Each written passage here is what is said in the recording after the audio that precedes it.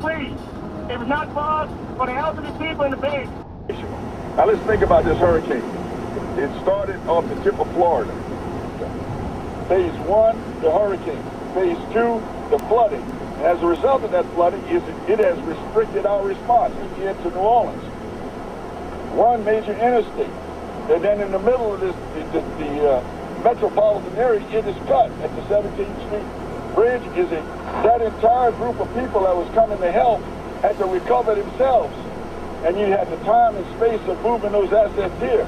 But so response-wise, think about this hurricane left here and it covered Alabama, Florida, Tennessee, Georgia. Lieutenant General Honore, who was in charge of the military operations.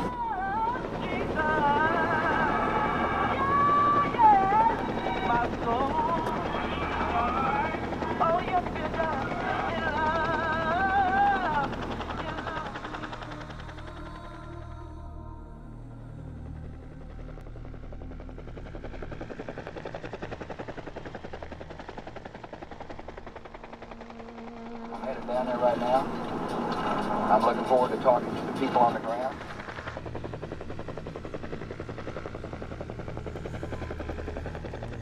Trying to cope with what is obviously the largest natural disaster in American history. I am ranking member on the House Intelligence Committee and have been focused 24/7, even before 9/11, on the possibility of a major terrorist attack in America. This issue, interoperable communications, is central to whether or not we will effectively respond should one of those attacks come our way. The recent experience with Hurricane Katrina is not encouraging. I repeat, not encouraging.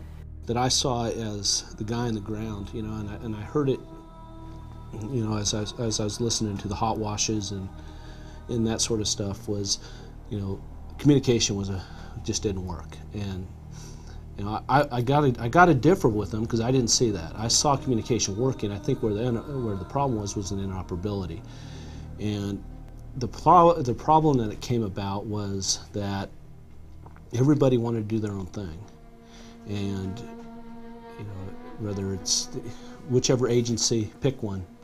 You know, they all have their own toys, their own tools, but you know, everybody, until people want to share it across that silo, you know, we're not going to get interoperability, and that's where I think we broke down in some places because we couldn't talk to so and so. Well, the equipment's there. It's just we've got to get past you know, this is my area, and start sharing that. And you know, it's a learning process, and I think as we continue to go, and the equipment's starting to come in that can help us with that. We were trying to cover 17 counties in East Texas, about the size of the country of Bosnia. When it was all said and done, there was 7 different packages that were deployed.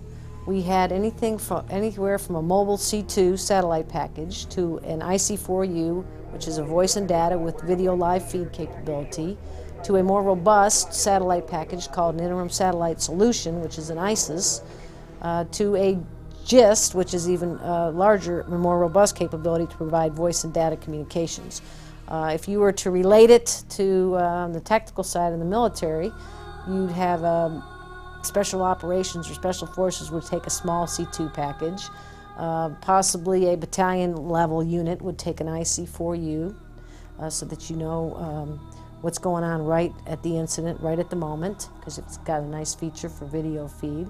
Then at a brigade size level, where you want a little bit more robust comms, you'd have satellite communications with a lot more data and voice. And then the combat comm squadron, which Texas also had out deployed, could be used for logistics base or for putting in an infrastructure to where you had a lot of users and multiple agencies. So we had all those capabilities in that AOR. They were interoperable at the user level where they were supporting, but as far as integrating them to where you had a common operating picture, that wasn't there. Assets that were down at New Orleans actually had missions in a lot of the parishes. However, we knew Rita was fixing to hit, and Texas did not have anything left as far as comms go on the National Guard side. The combat comm squadron was deployed. Most of our units right now are deployed overseas, have a lot of our tactical communications, and my satellite package was at the Superdome.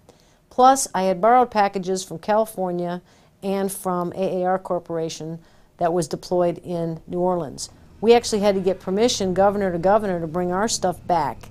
We ended up getting it back one day prior to Rita hitting, which put our guys in a bind because they only had on the road for 20 hours coming out of New Orleans. They turned around and 6 hours later had to redeploy to East Texas. So we had a one-day really notice, and it did affect New Orleans because they were using those units down in some of the parishes. So there really just wasn't enough assets to go around.